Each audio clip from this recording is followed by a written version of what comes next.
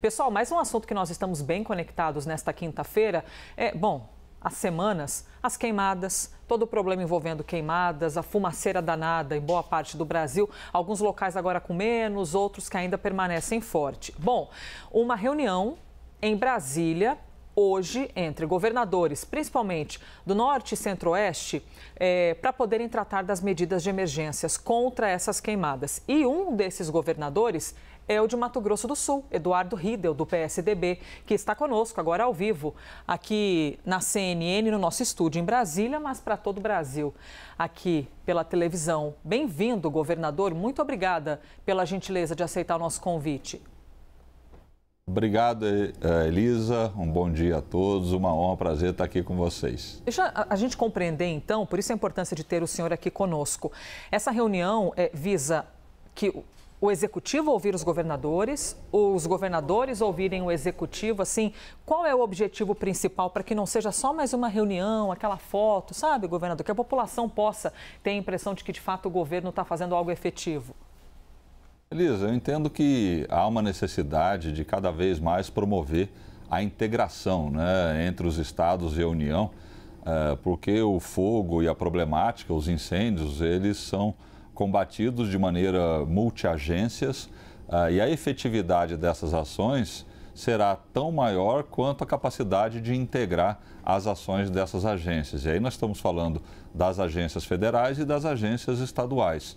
É um problema que o Brasil inteiro vive hoje, principalmente o norte do Brasil, né, do centro-oeste para cima, isso é parte do sudeste, fruto de toda essa situação climática que nós estamos vivendo esse ano.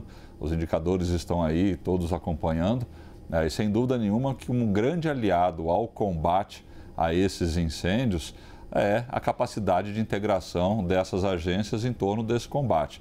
E claro, né, a punição, não deixar impunidade caso haja constatado qualquer ação criminosa, toda essa capacidade do aparato de Estado de se organizar em torno dessa questão que ela é histórica no país, né, um momento gravíssimo e que depende muito das nossas ações. Governador, até já vou passar a palavra aqui para o Pedro e para Basília, mas quero aproveitar e fazer-te mais uma pergunta. Quando o senhor fala das queimadas, a gente está falando de quem, né? Quem são essas pessoas que colocam, e até majoritariamente em seu estado? É gente que vai queimar lixo, é a bituca de cigarro, tem mais a ver com produtores rurais? De onde vem a maior parte do incêndio criminoso do estado do senhor? Elisa, eu acho que a gente não pode generalizar e colocar a responsabilidade num tipo de situação. São as mais diversas possíveis, né? Existe sim um incêndio criminoso, existe o acidental, que não deixa de ser criminoso, um acidental, porém é um crime. Existe fatores naturais, em que pese ser em bem menor situação. E cada região do Brasil tem a predominância de um tipo de início, de ignição, tecnicamente como é dito, né? No nosso caso específico, no Pantanal, a grande maioria é provocada por ação humana não intencional.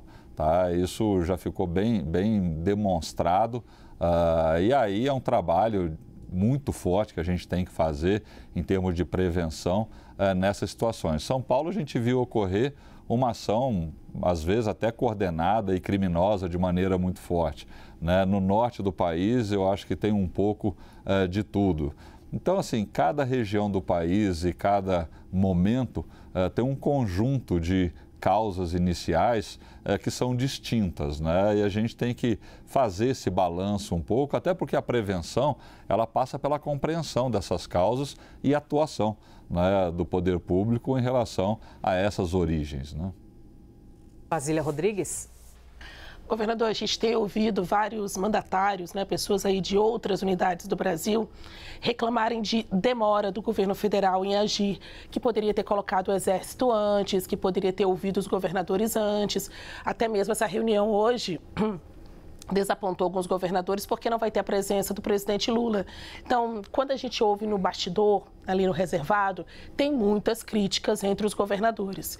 Paralelamente a isso, o Palácio do Planalto quer mostrar hoje, na reunião, que a relação com o Mato Grosso do Sul, que o projeto para o combate aos incêndios no Mato Grosso do Sul pode ser visto como um case de sucesso. Essa é uma apuração que a gente está trazendo aqui na CNN Brasil. A ministra de Meio Ambiente, Marina Silva, vai falar desse acordo com os senhores, governo federal e governo do Mato Grosso do Sul. Então, explica para a gente por que no caso do Pantanal está sendo diferente, o que está sendo feito lá pelo governo federal que não está sendo realizado em outros estados, de acordo com o relato de outros governadores. Basília, posso falar em relação ao Mato Grosso do Sul tão somente, né? E vamos relembrar aqui que em fevereiro desse ano, 2024, nós já estávamos mobilizados enquanto Estado, prevendo um ano difícil pelas condições climáticas, né? Vamos relembrar histórico também, em 2020 nós tivemos a maior queimada, né, na história do Pantanal, algo de 3,5 milhões de hectares em todo o bioma Pantanal, né, e foi um momento muito difícil. De lá para cá o Estado vem a cada ano se organizando preventivamente com capacidade de combate. E em abril nós tivemos com o governo federal, também o governo federal preocupado. E ali nós começamos um trabalho de integração muito forte. Primeiro, a predisposição do MMA e do governo como um todo, em termos orçamentários, de mobilização de agências, né? Quando a gente fala agências, nós estamos falando Previfogo, IBAMA, as Forças Armadas de uma maneira geral. Na Operação Pantanal nós temos a Aeronáutica, Marinha e Exército presentes, mas isso em abril desse ano. E acho que talvez o maior fator crítico de sucesso, claro, além da disponibilidade do Estado de colocar recurso, mobilizar suas forças, da União fazer o mesmo por parte da União, o diálogo permanente entre nós e as lideranças do governo federal, para que a gente pudesse integrar de fato. Esse eu acho que é o maior desafio. O que é isso? O comando e controle de toda essa operação estar integrado, porque isso dá eficiência operacional.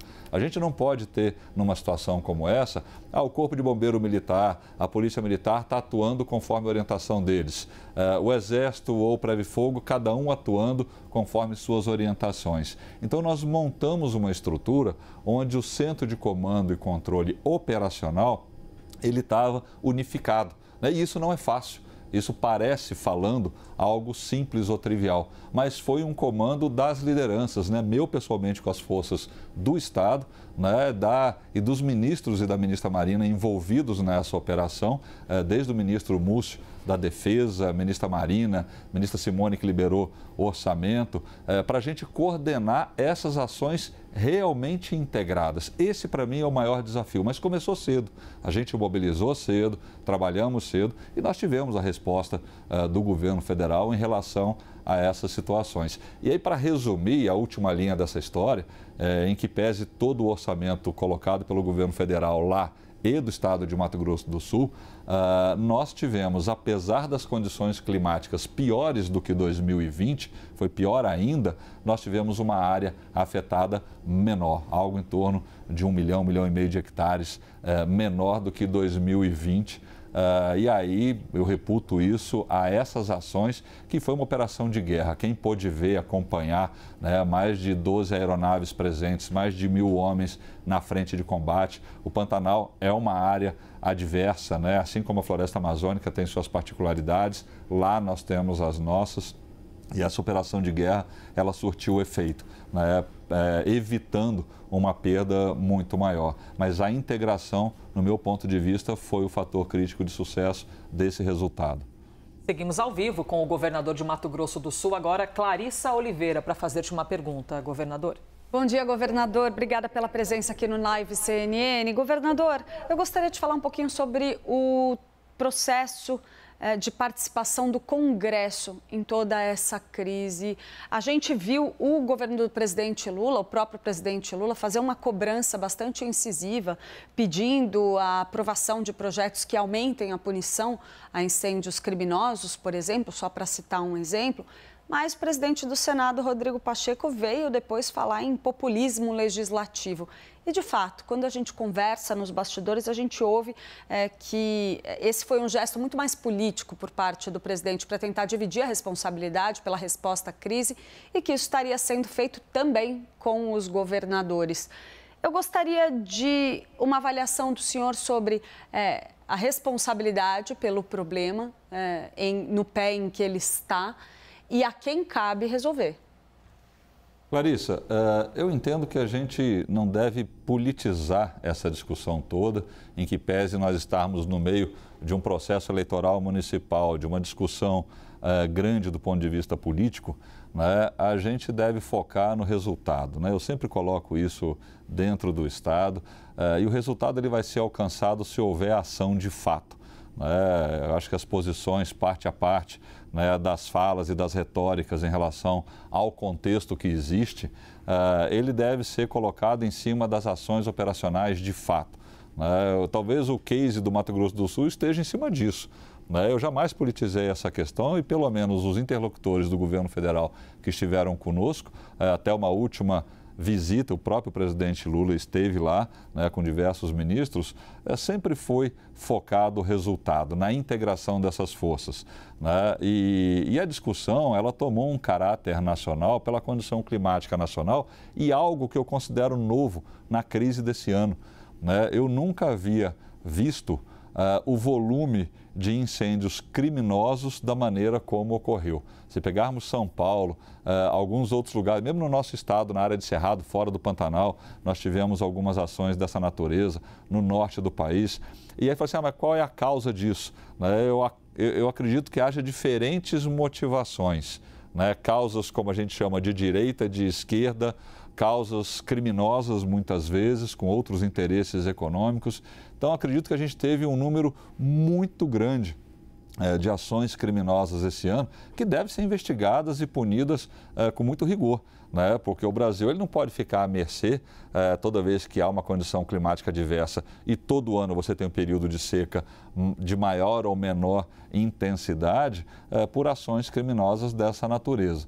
Então, acho que a gente deve diminuir a politização da questão e atuar de maneira objetiva nas ações operacionais, sejam de prevenção, seja de punidade aos crimes que estão sendo cometidos, seja de combate. Pedro Duran. Governador, obrigado pela conversa com a gente aqui na CNN, muito bom falar contigo. Estou acompanhando desde o início os trabalhos da Operação Pantanal. Já são mais de 170 dias, são mais de 2 milhões de hectares que foram literalmente para o espaço. Para o espaço mesmo, porque viraram fumaça e cinzas e desapareceram. E um trabalho muito intenso para vocês conseguirem recuperar aquilo que foi perdido e tentar combater as chamas. Mas eu me questiono, governador, até que ponto essas ações não deveriam ter sido tomadas antes? E eu digo não só especificamente do ponto de vista dos governos, a gente viu o presidente Lula anunciando, agora no mês de setembro, a criação de uma autoridade para mudanças climáticas. Mas o fogo no Pantanal começou em abril. A gente começou 2024 com o Acre e o Rio Grande do Sul debaixo d'água. A gente tem ainda muita incerteza sobre o que fazer. As cidades que estão pegando fogo, se deixa a janela aberta, a janela fechada, se usa soro. Na tua avaliação, o que poderia ter sido feito antes que não foi? Qual é o aprendizado que uma situação tão anormal, atípica quanto essa deixa para a gente enquanto sociedade mesmo, governador? Pedro, muito boa a sua pergunta, né? Eu acho que a gente, a cada episódio desse, situação dramática dessa, nós temos que sair com grandes aprendizados, né? E pelo menos no nosso estado, a gente vem a cada ano que passa se estruturando cada vez mais para a gente poder evitar situações como essa. Esse ano, apesar da dramática, como você colocou, 2 milhões de hectares, ante 3,5 milhões em 2020 e numa condição climática pior. Né? Foi um ganho. É para comemorar? Claro que não.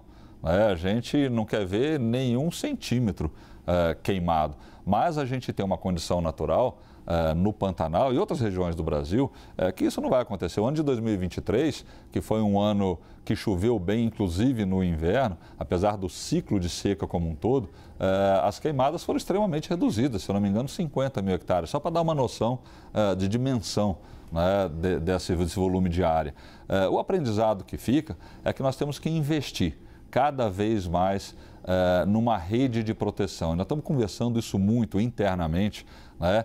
E não só o poder público. Veja, a gente tem hoje a possibilidade de usar tecnologias a serviço do monitoramento, do acesso, das brigadas. A sociedade civil, quando a gente fala sociedade civil, nós estamos falando, né, dos produtores que estão lá no Pantanal com as suas estruturas de máquina, de trator, de combate, porque eles são o primeiro a não ter interesse na queimada. Isso é agressão ao próprio patrimônio, isso é prejuízo econômico, né, para as suas atividades produtivas, pelo menos no Pantanal. É assim.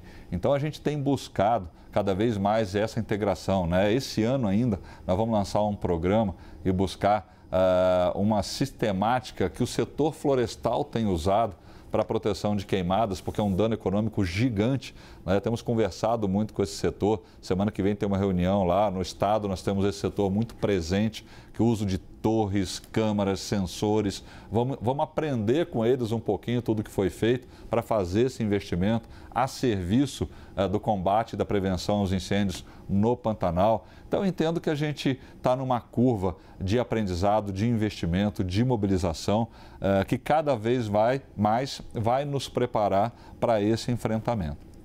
Governador, a gente, antes de encerrar a entrevista, gostaria também de informações do governo do Mato Grosso do Sul sobre as investigações dessa questão fundiária no estado, a ação policial que culminou na morte de mais um indígena da tribo Guarani Kaiowá. Isso aconteceu numa terra indígena.